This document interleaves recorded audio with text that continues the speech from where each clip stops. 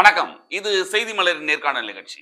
இன்றைய நிகழ்ச்சியில் கலந்து கொண்டு தன்னுடைய கருத்துக்களை தெரிவிப்பதற்காக தமிழ் தேசிய ஆதரவாளர் பாரிசாலன் அவர்களை சந்திக்க வருகிறோம். வணக்கம். வணக்கம். இப்போ தமிழகத்தில் நடக்கக்கூடிய திராவிட முன்னேற்ற கழகத்தின் ஆட்சியின் மேல் பல்வேறு குற்றச்சாட்டுகள், நீங்களும் பல்வேறு குற்றச்சாட்டுகளை சுமத்துறீங்க. சட்டம் ஒழுங்கு சரியில்லை அப்படின்னு. அதற்காகத்தான் இப்போ அந்த டிஜிபி மாற்றம் செய்யப்பட்டு அருண் கொண்டு வரப்பட்டிருக்கிறார். கொண்டு வந்த உடனே ஒரு என்கவுண்டர் நடந்தது. புதுக்கோட்டையில கேள்விப்பட்டிருப்பீங்க. ரவுடிகளின் கொட்டத்தை அடக்குவதற்காக நாங்கள் அவர்களுடைய பாஷையிலே பேச தயார் அப்படின்னு அவர் சொல்லியிருந்தாரு. பொதுவா இந்த மாதிரி குற்றச்சாட்டுகள் ஒரு ஆளுங்கட்சி மேல வரும்பொழுது அவர்கள் இடமாற்றம் செய்யப்பட்டு இன்னொருத்தர் புதுசாக கொண்டு வந்தோம்னா முழு வேகத்தில் இயங்குவாங்க. அப்படின்னு நம்ம இன்னும் போது மீண்டும் மீண்டும் அவர்கள் மீது ஒரு குற்றச்சாட்டையே சுமத்துவது அப்படிங்கிறது சரியா? இங்க பிரச்சனைன்னு பாத்தீங்கன்னா, இப்ப அந்த என்கவுண்டர் செய்யப்பட்ட ஒரு நபர் பதுங்கி இருக்கிறவரோ இதுவோ கிடையாது. அவர் கஸ்டடியில இருக்கிற ஒரு நபர். அந்த கஸ்டடியில இருக்கவங்கள விசாரணை கைதியாக எடுத்துக்கொண்டு தான் அவங்க போறாங்க. போயிட்டு அவரு அந்த ஆயுதங்கள்லாம் அந்த ப்ரொசீஜர் இருக்கும். எங்க வச்சோம், என்ன வச்சோம்னு அத டாக்குமெண்ட் பண்ணுவாங்க. வீடியோ டாக்குமெண்ட் பண்ணுவாங்க. அது எப்படி சொல்றேன்னா, வீடியோ கேமரா வச்சுக்கிட்டே தான் ஒரு கான்ஸ்டபிள் கூடவே போவாரு. அங்க கூட மிச்ச பாதுகாப்பு, ஆயுதம் ஏந்திய காவல்துறை அதிகாரிகள் இருப்பாங்க. கூட கூட்டிட்டு போயிட்டு எங்கெங்க நான் வெப்பன்ஸ் வச்சிருந்தேன், எங்கெங்க நான் பண்ணோம், இந்த இடத்துல தான் வெட்டி கொன்னோம், இங்க தான் வந்தோம், இங்க தான் பிளான் பண்ணோம்னா எல்லாத்தையுமே ஒரு ஒரு சீனா சீனா அவங்க நடிச்சு காமிப்பாங்க. அத வச்சுக்கிட்டு இவங்க ப்ரூஃபா கோர்ட்ல சப்மிட் பண்ணுவாங்க. இது ஒரு ப்ரொசீஜர். இந்த ப்ரொசீஜர்ல அவங்க சரணடைந்த குற்றவாளிகள், குற்றம் செய்தவர்கள் தான், கொலை செய்தவர்கள் தான், மாற்று கருத்து இல்லை, தண்டிக்கப்பட வேண்டியவர்கள் தான். அதற்கு தான் சட்டம் இருக்கு. சட்டம் இருக்கு, நீதிமன்றம் இருக்கு. நீதிமன்றம் என்ன சொல்லணும், இவங்க குற்றவாளிகள் அப்படின்னு சொல்லி அதை உறுதி செய்து, ஏன்னா இவன் பொய் குற்றவாளியா கூட இருக்கலாம், இவன் யாரோ செஞ்ச குற்றத்துக்கு பழியேத்துட்டு வந்தவனா கூட இருக்கலாம். இதெல்லாம் முடிவு செய்யறது யாரு? காவல்துறை கிடையாது. காவல்துறை இருக்கக்கூடிய எவிடன்ஸ் எல்லாம் கொண்டு போய் நீதிமன்றத்துல கொடுக்கணும். நீதிமன்றம் அந்த எவிடன்ஸ் எல்லாம் சரியா இருக்கா என்னங்கறத வெரிஃபை பண்ணி பார்த்து வாதங்கள் நடந்து அவர் குற்றவாளி என்பது உறுதி செய்யப்பட்டனா தண்டனை கைதி ஆவாரு. அவருக்கு கொடுக்க வேண்டிய தண்டனையை கொடுப்பது யாரு? கொடுக்க வேண்டியவர் யாருன்னா நீதிபதி தான். இங்க டிஜிபியோ இல்ல வேற எந்த காவல்துறை அதிகாரிகளும் அந்த சட்டத்தை கையில எடுக்க கூடாது. சட்ட ஒழுங்கு கெட்டு போகுது அப்படின்னா இதைத்தான் நம்ம சொல்றோம். சட்ட ஒழுங்கு கெட்டு போகுது. ஒரு காவல்துறை என்கவுண்டர் பண்ணிடுச்சுன்னா சட்ட ஒழுங்கு சரியாயிரும்னு பேசுறது, காவல்துறை என்கவுண்டர் பண்றதே சட்ட ஒழுங்கு தான். புரியுதுங்களா? முறையான பெர்மிஷன் இப்ப என்கவுண்டர் ஆர்டருக்கு நீதிமன்றம் என்கவுண்டர் ஆர்டர் கொடுக்குதா? இப்ப யாருக்கு என்கவுண்டர் ஆர்டர் கொடுக்குது நீதிமன்றம்? யாருக்குமே கொடுக்கறது இல்ல. சமீபத்துல நீங்க எடுத்து பாத்தீங்கன்னா ஒரு 5-10 வருஷமாவே என்கவுண்டர் ஆர்டர் இஷ்யூ பண்றதுங்கிறது இல்ல, ரவுடிகளுக்கு பயம் ஏற்படுத்துறதுக்காக சொல்ல. அதுக்கு தாங்க குண்டாஸ் இருக்குது. நீங்க குண்டாஸ் எல்லாம் விவசாயிகளுக்கு போடுற கூட்டம் இது. குண்டாசுக்கு போடணும். குண்டாசுக்கு போடுறது இல்ல, விவசாயிகளுக்கு போடுறது. யாராவது போராட்டம் பேசினா போடுறது, யூடியூபர்ஸ் யாராவது இணையதளத்துல இவங்க விமர்சிச்சு பேசினா அவங்க மேல குண்டாஸ் போடுறது. இதுக்காக குண்டாஸ் நீங்க சவுக்கு சங்கர் மேல குண்டாஸ் போடுறீங்க. குண்டாஸ் மேல குண்டாஸ் போடுங்க. பிரிவென்டிவ் அரெஸ்ட் அங்க இருக்குது. இங்க பிரச்சனை என்னன்னா, சட்டம் ஒரு விதி. அந்த விதிக்கு உட்பட்டு எல்லாரும் இருக்கணும்ங்கறத நாங்க சொல்றது. ரவுடிகள், இந்த சமூக விரோத போக்கு செய்யறவங்களும் அந்த சட்டத்தை மதிக்கணும். காவல்துறையும் அந்த சட்டத்தை மதிக்கணும். நீங்க அந்த சட்டத்தை மீறி ஒரு வேலையை செஞ்சுட்டு நாங்க லா அண்ட் ஆர்டர் இது பண்றோம்னா இது லா அண்ட் ஆர்டர் கிடையாது. உங்களுக்கு வந்த அரசியல் த்ரெட்ட நீங்க எலிமினேட் பண்றீங்க. என்ன அரசியல் இல்ல, யாரையோ காப்பாத்துறதுக்கு அப்படின்றது அதுதான். நீங்க அரசியல் சிம்பிளா இருந்தா ஆம்ஸ்ட்ராங்கோடைய மரணம், அதற்கு பின்பு பாத்தீங்கன்னா தலித்திய இயக்கங்கள் மற்றும் தலித்தியம் சார்ந்த செயல்பாட்டாளர்கள் எல்லாருமே திமுகக்கு எதிரான ஒரு நிலைப்பாடு எடுப்பதை நீங்கள் பார்த்திருப்பீர்கள். விடுதலை சிறுத்தை போன்ற தீவிர திமுக ஆதரவு நிலைப்பாடு கொண்ட கட்சிகளும் கூட ஒரு அந்த ஸ்டாண்ட திமுக ஆதரவா வைக்க முடியாத ஒரு இதுல நின்றுட்டு இருக்கிறாங்க. என்ன இருந்தாலும் சட்ட ஒழுங்கு கெட்டு போச்சுன்னு சொல்லி விடுதலை சிறுத்தைகளுடைய திருமாவளவன் அவர்களும் கூட பேசுற இடத்துக்கு கொண்டு திமுக நின்றுருக்கு. அப்ப இந்த இடத்துல ஏதாவது ஒரு பொலிட்டிக்கல் ஸ்டண்ட் அடிச்சு நாங்க சட்ட ஒழுங்க பாதுகாக்கிறோம் அப்படிங்கிறதுக்காக இது ஒரு அரசியல் ரீதியான சட்டத்தை கையில் எடுத்துக் கொள்ளக்கூடிய செயலாத்தான் நான் பாக்குறேன். சரண்டர் ஆன ஒரு நபரு ஏன் தப்பிச்சு ஓடறதுக்கு முயற்சிக்க போறாரு? அப்படியே அவர் தப்பிச்சு ஓடுறாரு அப்படின்னா உங்க கையில கேமராவோட தானே ஒரு காவல் அதிகாரி இருப்பாரு. இந்த சீன் இந்த காரணத்துக்காக அவருக்கு அங்க கொண்டு போகப்படுறாரு அப்படின்னா ஹேண்ட்காப் இருக்கும்.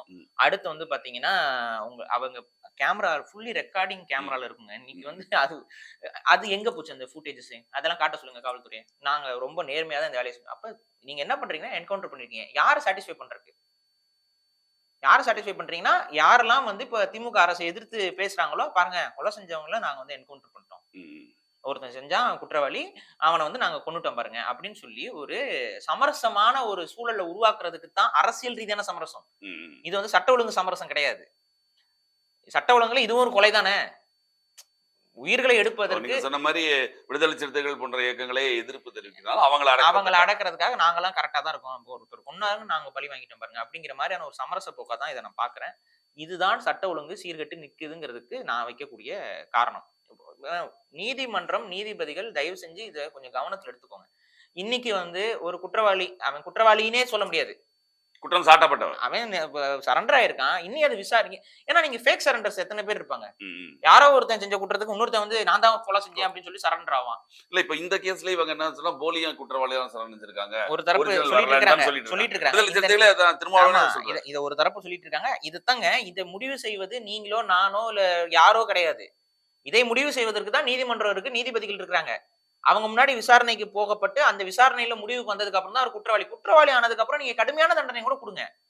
மரண தண்டனை கூட வாங்கி குடுங்க. தூக்கு மேடையில கூட ஏற்றுங்க. அதுல எனக்கு எந்த விதமான பிரச்சனையும் கிடையாது. அவர்கள் ஒரு உயிரை எடுப்பவன், அவன் உயிர் எடுப்பதில் எனக்கு எந்தவித கவலையும் கிடையாது. ஆனா, அதற்கு ஒரு ப்ரொசீஜர் இருக்கு. அந்த ம். ப்ரொசீஜரை மீறி நீங்க செஞ்சீங்கன்னா, இன்னைக்கு ஒரு ரவுடி சாகலாம், நாளைக்கு ஒரு போராளி சாகலாம், நாளைக்கு ஒரு விவசாயி சாகலாம், நாளைக்கு ஸ்டெர்லைட் போராட்டத்துல இந்த மாதிரி பிரிவென்டிவ் ஷூட்டிங் நீங்க பண்ணலாம். ம், ம்.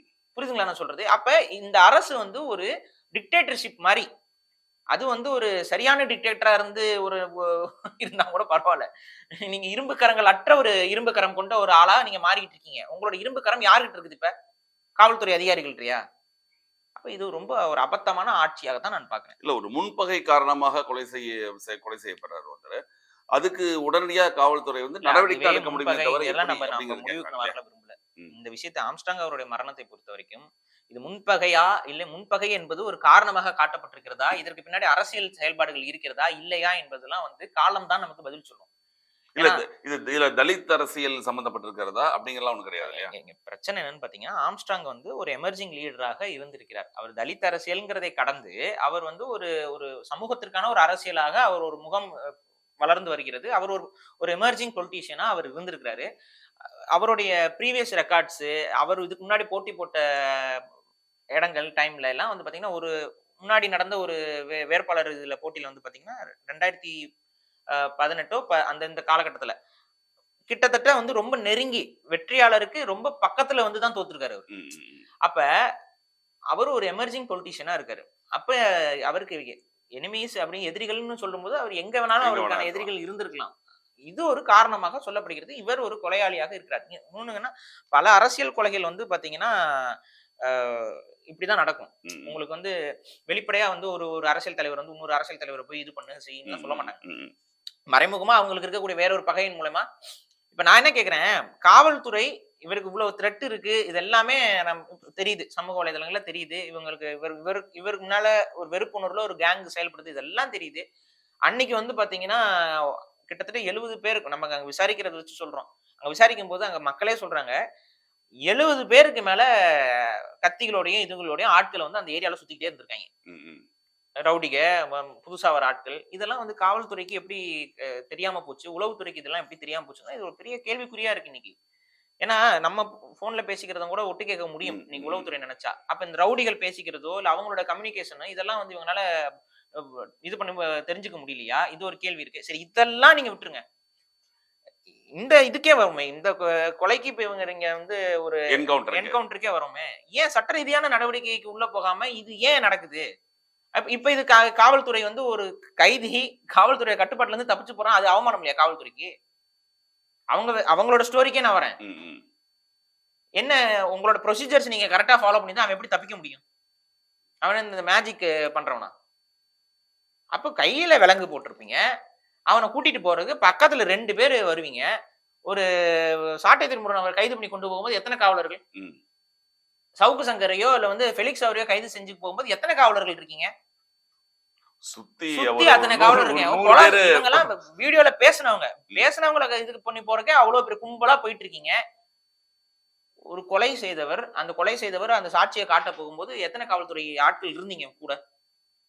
இந்த கேள்விலாம் வரும்ல. அப்போ ம். யார குற்றம் சொல்றது? குறை சொல்றது? இத நான் இல்ல வெளிப்படையா சொன்னா யாரையோ திருப்திப்படுத்த அப்படின்ற ஒரு அதுதாங்க கேள்விதான். ஒரு யாரைங்கிறது நாங்க நமக்கு நாங்க என்னன்னு பாருங்க தெரியும். என்கவுண்டர் பண்ணிட்டோம். இதுக்கு மேல என்ன பண்ண முடியும்? அப்படின்னு ம். சொல்லி ஒரு இந்த விஷயத்த இழுத்து மூடுவதற்கு செய்யப்பட்ட ஒரு ஸ்டேஜ்டு ஈவென்ட் அப்படிங்கிறது தான் உண்மை. அது மக்களுக்கும் தெரியும். ம். நீதிபதிகளுக்கும் தெரியும். நீதிபதிகள் மௌனம் காத்தால் நீதி இந்த நாட்டில் மௌனம் காக்கும். அவ்வளவுதான் என்னால சொல்ல முடியும். இதற்கு முன்பாக நடந்த கள்ளச்சாராய சாவு இருக்கு இல்லையா? அந்த கள்ளச்சாராய சாவு நடந்து ஒரு ஒரு பேச்சு நடக்கும் பொழுது இது நடந்துருச்சு. இந்த ஆமா, விஷயம் நடந்துருச்சு. அதோட டாபிக் கொஞ்சம் ஆமா. குறைஞ்சிருச்சு. ம். இப்ப இந்த டாபிக் இருக்கு. இப்ப அடுத்த என்கவுண்டர் வந்து அந்த கொலைய விட்டுட்டு இப்ப அந்த என்கவுண்டர பேசுறோம் ஆமா, இல்லையா? ஆமா. ஒவ்வொன்றும் ஒன்றை மறக்க ஒண்ணு ஒண்ணு அது ஒரு மறக்கிறோம், ஒண்ணு டைவர்ஷன் ஆரம்பிக்கிறோம். டெக்னிக். ஆ. சாணக்கியர் அததான் சொல்றாரு. சாணக்கியர் வந்து இப்ப அவங்க வந்து ஆரியர்களுடைய அரசியல் ஆசான். அந்த அரசியல் ஆசான் என்னென்ன வழிகாட்டலை சொல்லியிருக்கிறாரோ, அதத்தான் இங்க பல பேர் ஃபாலோ பண்ணிட்டு இருக்காங்க. ஆரியத்தை எதிர்க்கிறேன்னு பேசுறவங்க கூட சாணக்கியன் சொன்னதுதான் கேட்டுட்டு இருக்காங்க. சாணக்கியன் அதான் சொல்லுவான். ஊர்ல பெரிய கலவரம் நடக்குது. இதுல வேணா ஒரு ஒரு அநாத பணத்த தூக்கி முச்சந்தியில தொங்க விடுன்றுவான். அது என்ன ஆகும்? மக்கள்லாம் அத பத்தி பேச ஆரம்பிச்சுருவாங்க. இந்த ஊர்ல நடக்கக்கூடிய மத்த பஞ்சமோ, பட்னியோ அத பத்திலாம் பேச மாட்டாங்க. ஒரு அநாத பணம், அது பணமா இருக்கும். அத தூக்கி கொண்டு வந்து தூக்குல தொங்க விட்டுரு. அத உட்கார்ந்து மக்கள் பேசிப்பாங்க. யாரு? என்ன? இதுக்கு பின்னாடி என்ன நடந்திருக்கும்? என்ன சதி? அப்படின்னு பேச ஆரம்பிச்சுரும். மக்கள் டைவர்ட் ஆயி போயிருவாங்கங்கிறது ஒரு டெக்னிக். Diversion technique. அதான் எத்தன வருஷமா அவங்க ஃபாலோ பண்ணிட்டு இருக்காங்க. அதே டெக்னிக் இங்கேயும் ஃபாலோ பண்றாங்களாங்கிறது ஆண்டவனுக்கு தான் வெளிச்சம்.